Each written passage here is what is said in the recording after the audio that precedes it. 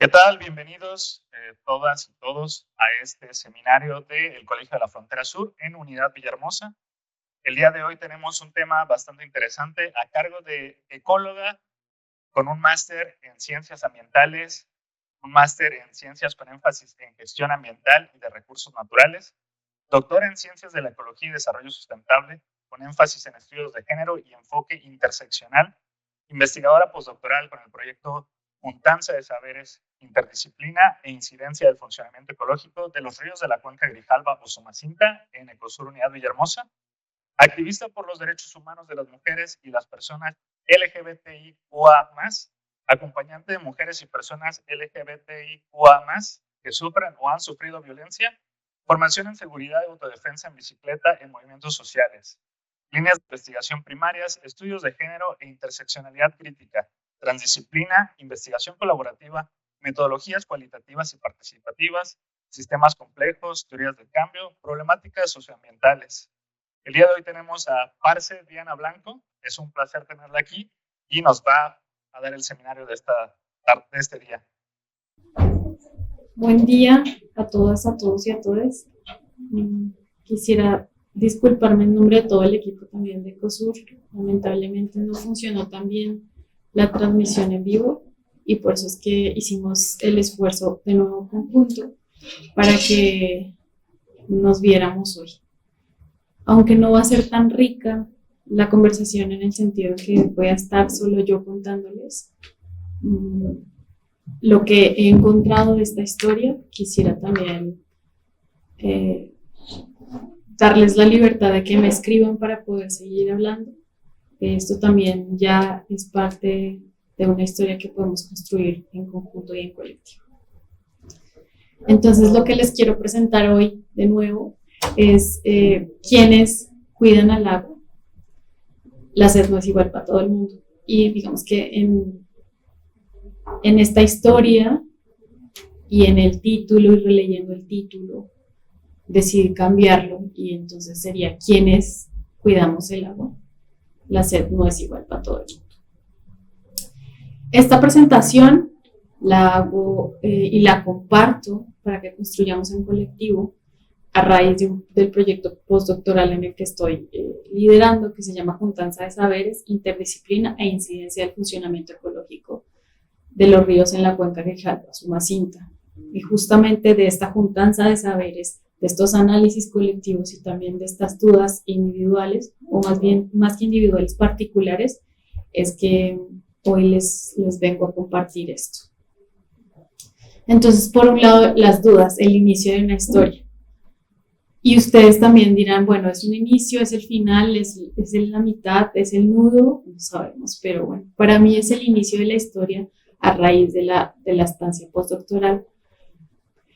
Porque pues empecé a ver cómo el recurso hídrico, no me gusta tanto llamarlo recurso, más bien como esto que nos acompaña, que es el agua, nos acompaña y nos sostiene la vida, cómo se está dando en el país y más que todo cómo se está dando en los estados en donde la estancia postdoctoral ha tenido incidencia. Entonces, con respecto a las dudas, pues en México, frente al agua, México ocupa el lugar 24 en estrés hídrico global de 168 países. Entonces, ¿eso qué nos está diciendo? Nos está diciendo algo, ¿no? Y justamente pues ahí empezó la historia, la duda. Luego, también encontramos que 4.9 millones de personas carecen de servicio de agua potable y 6 millones de personas no cuentan con alcantarilla en México. Entonces esos datos también nos están hablando, nos están diciendo algo. Entonces aquí es donde yo dejo y que les invito también a que entretejamos es, pues, la sed no quiere decir solo saciar la sed particular, pero la sed quiere decir cómo voy a lavar los trastes, o cómo voy a lavar la ropa, o cómo voy a bañarme, ¿no? Entonces, pues que casi 5 millones de personas carezcan del servicio de agua potable y 6 millones de personas no cuenten con alcantarillado, eso nos está diciendo algo, nos está diciendo que hay desigualdades.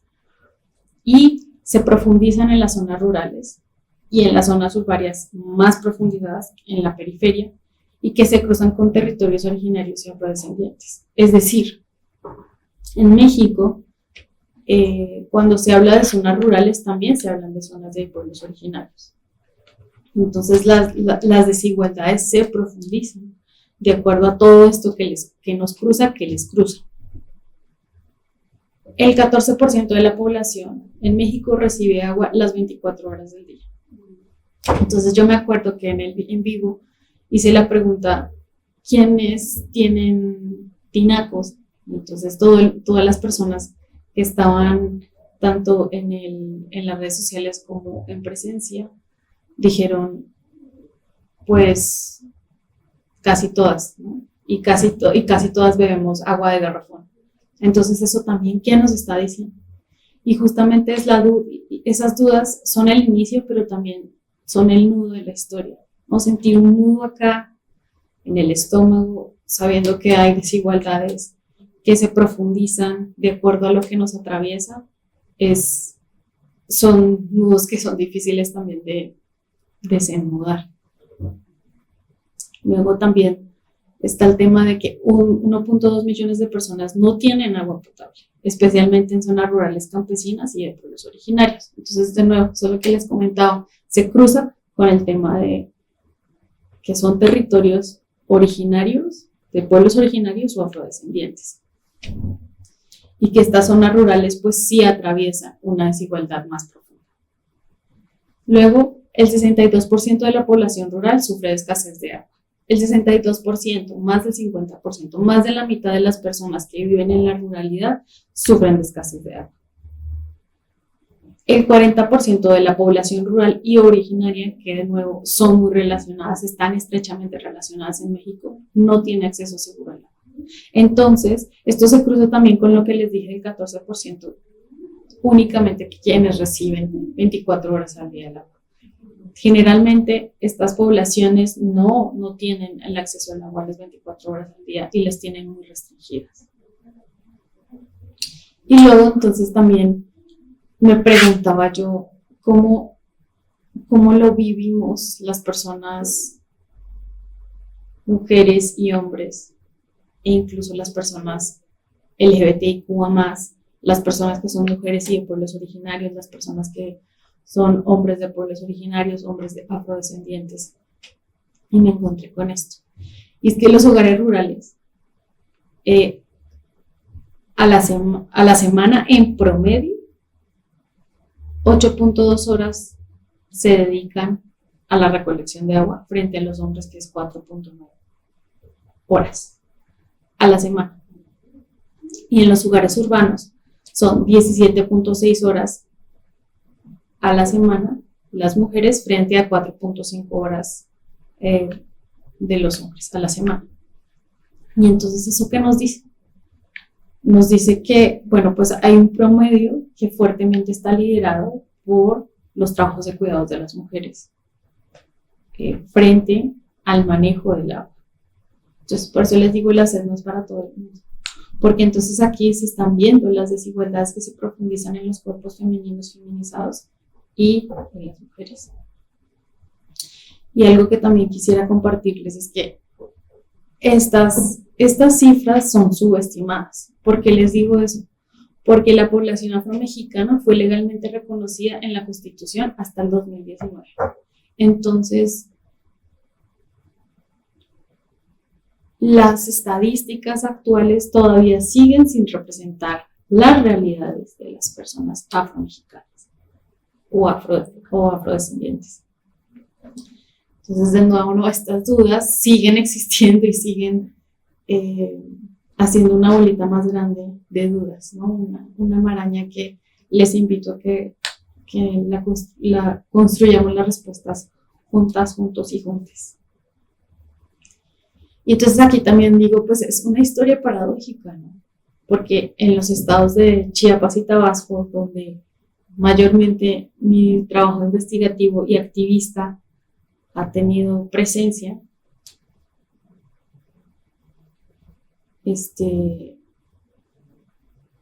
Por ejemplo, la región hidrográfica del sureste, que es Chiapas, Tabasco y Campeche, contiene el 70% del agua superficial.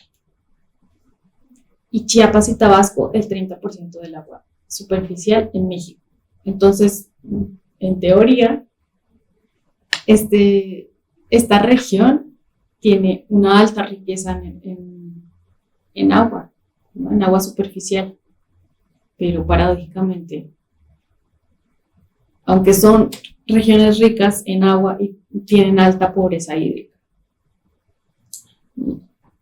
Las personas en zonas rurales, que son un gran porcentaje de las personas que habitan en zonas rurales y de pueblos originarios en el sureste, también enfrentan profundas desigualdades económicas, sociales y de género. Entonces, el entrecruzamiento, ¿no? Como se imbrincan estas cuestiones, afecta en términos de la profundización de las desigualdades en México. Entonces, afecta también cómo se percibe el agua, cómo lo percibimos desde nuestras diferentes posicionalidades y posturas. Y que también esto tiene que ver con el acceso a calidad y gestión del agua. En uno de los comentarios de Facebook, creo, en el live, en la sesión, dijeron que no era tanto que no hubiera agua, sino que había un pobre manejo gubernamental del agua. Y yo creo que también son las dos. Y eso también lo hablamos un poquito luego en los comentarios finales y en las preguntas finales y en las reflexiones finales que hicimos. Y es, sí, claro, por una parte, la pobreza en la planeación urbana y en la planeación regional de un territorio influye directamente en el acceso, calidad y gestión del agua. Eso por un lado. Y por otro lado, sí hay agua, pero ¿en dónde está? ¿O a dónde llega? ¿A quiénes llega? ¿Con qué calidad? Recuerdo también en estos entretejeres colectivos de cómo se percibe el agua en zonas del municipio centro, en Tabasco. Las personas decían que las personas que vivían en zonas ribereñas del río Carrizal, por ejemplo, decían, es que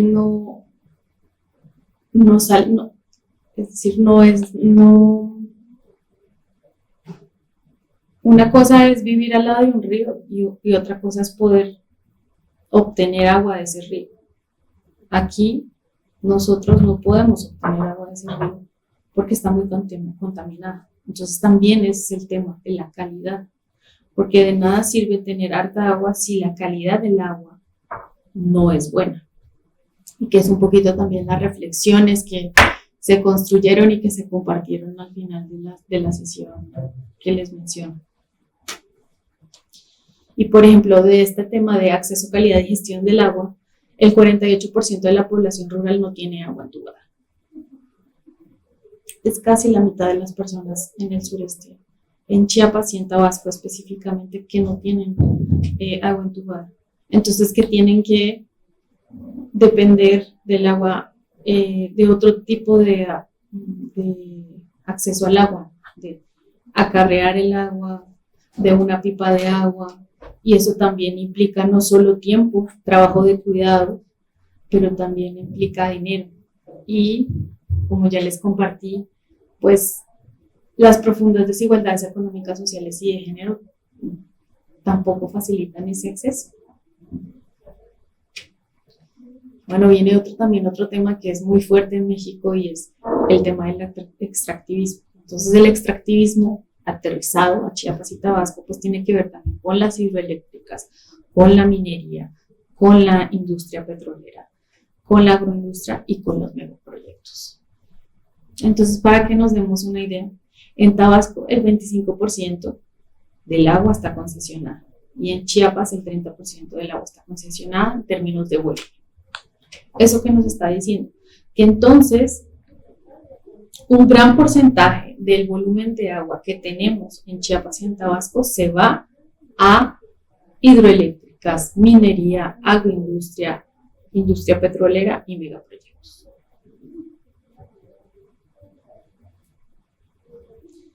Y también, pues no podemos olvidar este tema de la profundización de los cambios climáticos. Entonces, se profundizan y pues eso crea también estragos más graves, inundaciones y sequías extremas. Entonces, por eso les comparto que es una historia paradójica, porque no es solo que somos estados que tienen cierta riqueza en agua superficial, sino que también se brinca entonces el tema de que aún así que haya riqueza en agua, hay alta pobreza hídrica porque el 48% de la población rural no puede acceder a agua entubada y que este sureste mexicano también está atravesado por profundas desigualdades económicas, sociales y de género, y que hay un extractivismo muy fuerte en estos dos estados. Y este extractivismo y bueno, y estas concesiones, digámoslo así, están destinadas a entidades privadas generalmente. Entonces, ¿qué nos está diciendo esta historia paradójica? Y entonces yo les digo, pues es una historia paradójicamente compleja. Es decir, tiene muchas aristas. Y de esas aristas también devienen muchos matices, porque no es una cosa o la otra. Lo que les digo con la imbricación, esto se teje, se entreteje en muchas aristas, en muchos matices. Y entonces les comparto hasta ahora lo que he ido desmenuzando de esta historia, de estas dudas que al principio también me surgieron, pero no me surgieron a mí, sino que también surgieron a través de reflexiones colectivas. Y es que el agua demuestra desigualdades. La imagen que les comparto es una imagen de permeada holística hipoposteando unas grandes personas detrás de una apuesta por la tierra territorio en estos estados, y dicen el ciclo del agua se ve hoy así, ¿no? Mayor vulnerabilidad de incendios, despojo territorial y saqueo de agua a las comunidades, agua como mercancía, desertificación, y yo ahí le agregaría intensidad en los procesos de desertificación, contaminación de mantos acuíferos, aguas negras, muerte masiva de seres vivos, eutrofización de zonas muertas, contaminación por agroquímicos, intensificación de la evapotranspiración, represamiento de los ríos, energía para las empresas, erosión de suelos, vulnerabilidad de inundaciones y deforestación. Y justo también les quiero compartir las reflexiones y lo que he tratado de hacer hoy es compartirles un poquito de las reflexiones que se entretejieron en la sesión pasada, y fue que dijeron, bueno, es que esto es un ciclo hidrosocial, esto ya no es el ciclo del agua, en donde casi se ve como un ciclo muy etéreo, muy cíclico, muy lógico, sino que aquí también es un ciclo hidrosocial, lo social tiene que también ponerse en el centro. Y entonces yo agregaría que no solo lo social, sino también los análisis de género tienen que ir en el centro. También los análisis económicos, ecológicos. Entonces aquí es donde les hago un llamado a que co-construyamos, porque no solo necesitamos reflexiones colectivas, sino necesitamos disciplinas colectivas, transdisciplinariedad para abordar esto de manera colectiva, porque esto nos apela a todas las personas que habitamos estos territorios y bueno, finalmente que habitamos el mundo. ¿Y por qué les digo que también es una historia paradójicamente compleja? Bueno, ya les conté, ¿no?, este tema de que en estos territorios de Chiapas y Tabasco pues hay imbricaciones sociales, desigualdades sociales que se profundizan, desigualdades de género que se profundizan, desigualdades económicas que se profundizan y que también se profundizan a través de lo que nos atraviesa, ¿no?, como cuestiones de clase, como cuestiones de origen, como cuestiones de orientación o identidad, como cuestiones de edad, como cuestiones de etnia, como cuestiones de raza. Entonces, las mujeres y niñas rurales y o de pueblos originarios que, como les repito, es muy importante, están muy imprintadas, están muy relacionadas en el territorio sureste mexicano, se dedican 4 a 6 horas al día a acarrear agua. Entonces, ¿esto qué nos dice también? Y justamente yo hago mucho énfasis en qué nos dice, porque para mí dice algo, pero por ejemplo, para ti dice otra cosa. Porque no nos atraviesan las mismas cosas, las mismas experiencias, las mismas vivencias. Porque yo ahorita les estoy hablando desde una posición relacional de privilegio. Y eso pues me da una plataforma para poder compartirles esto. Y me parece entonces muy fuerte que no hagamos este análisis de una manera multidimensional, multiescalar. Hay que pensarlo así. Otra cuestión. Las personas LGBTIQ+, son excluidas en programas públicos de agua en zonas urbanas.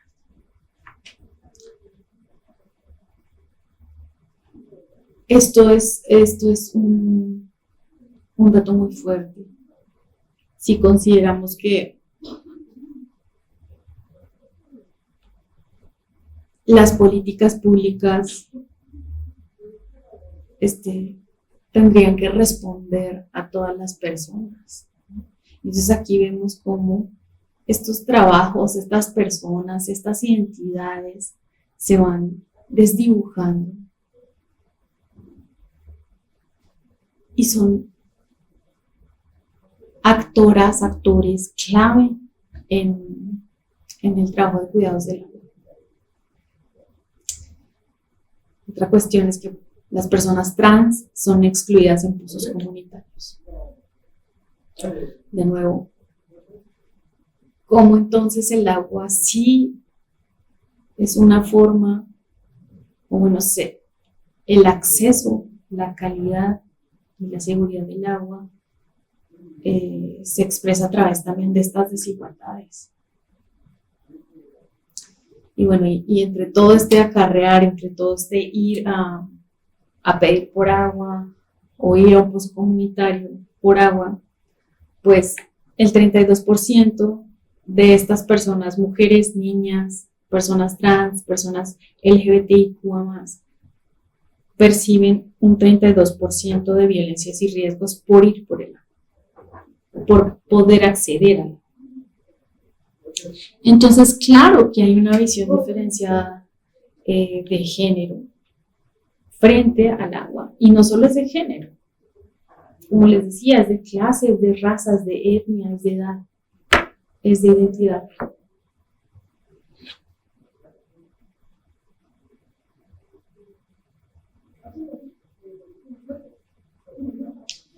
Y bueno, entonces, esta historia paradójicamente compleja, sí. Porque como que nos pensamos el trabajo de cuidados como algo que de pronto puede ser unidimensional, pero es multidimensional, multiescalar. ¿Por qué? Porque no solo es entonces tener sed y saciar la sed, y en tu garrafón de agua y tomar sed, sino que también, ¿qué implica el trabajo de cuidados frente al agua? Entonces implica carrear agua, implica carrear la leña para hervir el agua, implica hervir el agua para poder hacer tus alimentos, implica ir al río o acarrear agua para lavar la ropa, o ir al río o acarrear agua para poder lavar los trastes, ¿no? Entonces, justamente esas cifras que les compartí en la diapositiva anterior dan evidencia clara de que las niñeces, las mujeres, las personas LGBTIQ+, y las personas trans también juegan un papel importante. Y bueno, esto influye y afecta las cargas de trabajo. Entonces, pues, a los cuerpos feminizados, a las mujeres en todas nuestras diversidades, entonces tenemos cargas desproporcionadas de trabajos y cuidados, porque entonces no solo es cuidar, es también asegurarnos que la reproducción social de la familia esté ahí, o la reproducción social de incluso nosotras y nosotros mismos esté ahí. Y entonces esto se imbrica también, ¿no? Como que se entreteje con el tema de que hay una poca o nula participación en la toma de decisiones, en la gestión del agua, en la infraestructura de las mujeres. Y entonces ni hablar de las personas trans o de las personas que habitamos la comunidad LGBTQ+, porque nuestro nombre identitario no necesariamente compagina con nuestro nombre legal, y eso entonces pues no nos da la legitimidad que se necesita para poder ser partícipe de un comité de edad. Pero más allá de eso, es la cuestión de que si las mujeres no tienen acceso a la tierra, ¿cómo van a tener acceso a un voto para el manejo y gestión del agua?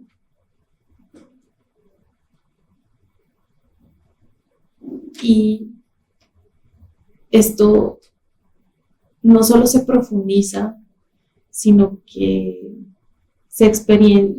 las experiencias son desiguales en términos de conflictos y violencias, porque los conflictos y violencias pegan directamente a los cuerpos feminizados, femeninos, a las diversidades, a las mujeres en todas nuestras diversidades.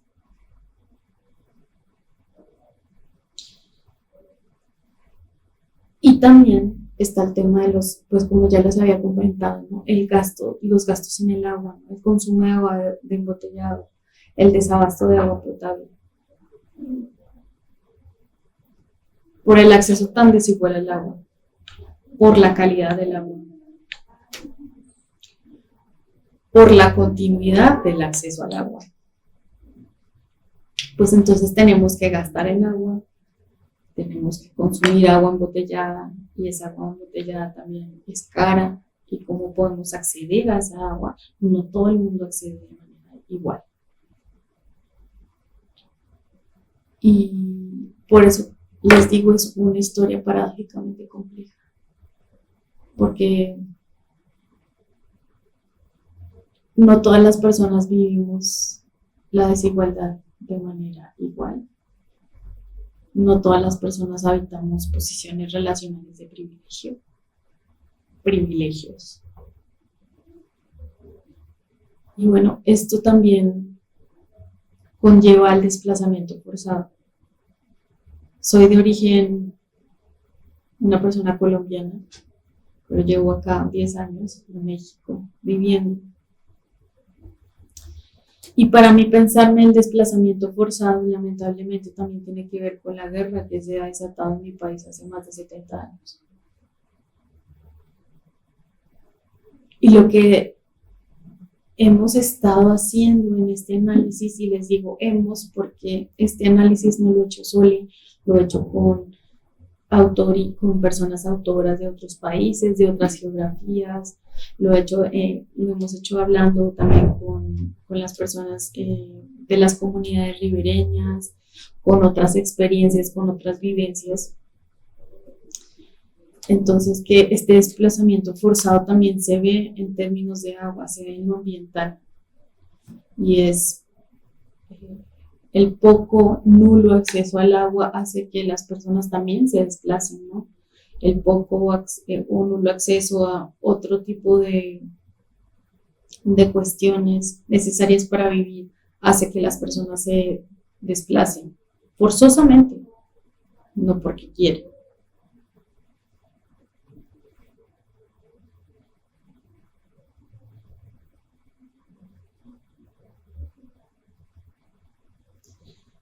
Y bueno, para mí sigue siendo una historia paradójicamente compleja. Lo que ustedes, lo que hemos leído, lo que hemos discutido, lo que me he preguntado, me ha ayudado a poder comprender un poco toda esta historia. Porque no solo es las dudas o las respuestas, sino es también tratar de comprender estos matices. Y bueno, pues definitivamente hay una intersección muy imbricada entre pobreza, violencia, mercantilización del agua y cuidados. Y esto también se atraviesa con el género, la edad, la raza, la etnia, la clase, el origen, la identidad y la orientación. Y creo que también faltan otras cuestiones.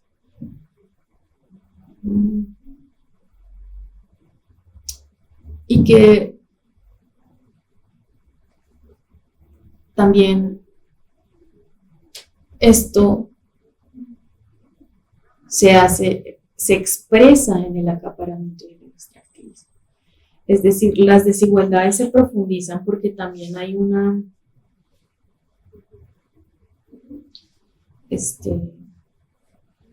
inclinación por apoyar y por darles a estos grandes megaproyectos y estas grandes actividades extractivistas un apoyo, ¿no? Como un campo. Y eso hace, pues, esta privatización del agua, finalmente, o la mercantilización del agua, hace que se profundicen estas desigualdades. Pero aquí también tendría que decirles que es importante empezar a llevarnos la esperanza en estas historias, porque la esperanza nace también la lucha, y la lucha en colectivo. Y entonces en esta búsqueda también por la esperanza hay un fallo a favor de poblaciones originarias en Chiapas, del Tribunal Permanente, que está consignada en el Tribunal Permanente de los Pueblos, que falló a favor de las comunidades para frenar el acaparamiento del agua y el extractivismo del agua. Entonces ahí está la esperanza. Hay procesos colectivos que ya se están suscitando. Por ejemplo, también hay otro fallo en Veracruz a nivel de cuenca, donde se falló a favor de la comunidad. Entonces ahí está la esperanza, tejer en colectivo, pensar no solo en río, pero pensar también a nivel de cuenca, ahí está la clave. Y entonces también, así como por la esperanza, por esta emoción de ver más allá de lo que puede parecer también muy desesperanzador, está también el tema de la justicia hídrica y cómo pueblos originarios, como pueblos urbanos de las periferias han luchado por la justicia hídrica. Y que esas luchas de poder se suscitan, se entretejen por parte también de lo colectivo. Porque no es cualquier cosa que el gobierno mexicano falle a favor de un colectivo. Entonces yo creo que esas luchas de poder nos dicen, todavía este sistema capitalista, este sistema económico tan violento, este sistema patriarcal tan violento, este sistema de blanquitud, de prácticas de blanquitud, puede llevar a la desesperanza, pero está en contraposición a estas otras luchas de poder donde lo colectivo también hace frente y que estas luchas de poder también nos dicen y revelan la imbricación de opresiones, como ya les decía, de estas categorías sociales, ¿no? Como género, raza, etnia, clase, y que también entonces nos da esperanza de que tejer en colectivo es la apuesta. Conectarnos con las personas es la apuesta. Me encantaría poder conectarme con ustedes y no hablarles a través de una pantalla. Entonces, pues esa es la invitación. Y bueno, las dudas y la historia, ¿tienen conclusión? Pues porque ya saben, ¿no? En toda historia debe haber como un inicio, un nudo y un final. Y yo creo que esto todavía no tiene un final. Y creo que hay un final esperanzador, eso espero. O bueno, de pronto no hay final. Pero la conclusión hasta ahora que he podido escudriñar es que pues hacia la sed definitivamente no es igual para todo el mundo. Mientras hay mujeres, mientras hay personas trans, mientras hay personas LGBTIQA+, mientras hay infancias rurales de pueblos originarios, afrodescendientes, de las periferias, que tienen que acarrear agua por 4 o 6 horas, que les da miedo y por el agua para saciar su propia sed, mientras se les excluyan programas públicos, la sed no es para todo el mundo y no es igual para todo el mundo. Y que un gran porcentaje de esta gestión doméstica del agua recae en las mujeres en todas nuestras diversidades. Y que eso se cruza con la feminización de las actividades. Entonces, ¿qué pasa? Se profundizan los roles de género y las desigualdades de género. Y que eso también, lo que les digo, hay que pensárnoslos de una manera imbricada, no como que el género acá, la raza acá, la etnia acá, no. Esto tiene que ir junto. Es un análisis conjunto de los matices. Y que el despojo del agua, la sed y el acceso sí se vive de manera diferenciada, por razones de género, de clase, de etnia, de raza, de orientación, de identidad, de origen, de edad, entre otros. Y justamente entre otros, es la invitación que les quiero hacer para que empecemos a construir juntas, juntos y juntas. Y es necesario replantearse y repensarse una nueva política nacional del agua, donde no se favorezcan la privatización del agua o la mercantilización del agua. Porque esta actual, la de ahora, la de hoy, está afectando a poblaciones más invisibilizadas histórica y estructuralmente y favoreciendo a grandes empresas.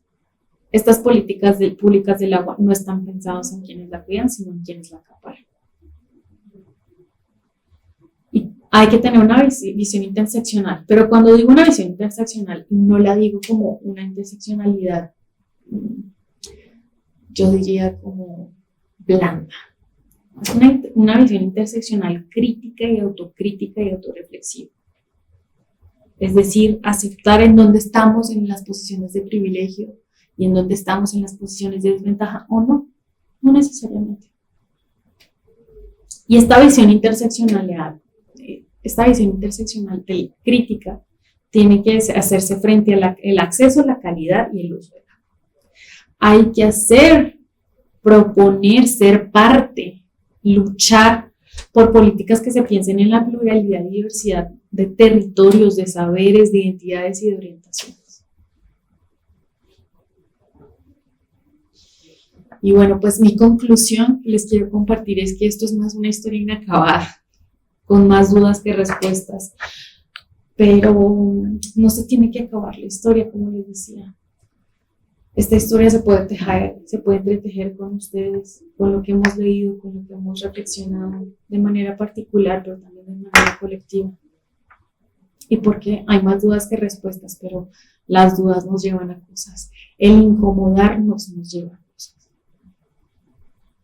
Entonces mi pregunta para ustedes es cómo hacerle, cómo le hacemos. Mis preguntas es qué, cómo, dónde estamos profundizando estas desigualdades y qué estamos haciendo también desde la academia. Eso es una pregunta que también me atraviesa. Y bueno, quisiera cerrar diciéndoles que el agua no es neutral. El agua tiene historias, lleva el nombre de quienes la cuidamos o la cuidan y el apellido de quienes la acaparamos o la acaparan. Entonces, yo les preguntaría, y con esto finalizo, ¿de qué lado estamos o están en nuestra historia, en nuestras historias, en esta historia? ¿De qué lado estamos? Bueno, una vez más agradecerles, gracias por sintonizarme, por tomarse el tiempo de escucharme y ojalá que cuando me escuchen se escuchen. Y pues esta es una invitación abierta de que, pues a que trabajamos en colectivo. Yo ahorita les hablo como Parce y Parce representa muchas cosas, pero dentro de esas representaciones estoy trabajando en la academia, pero también soy activista y esto también me atraviesa, así que la invitación está abierta. Muchísimas gracias, muchísimas gracias, muchísimas gracias.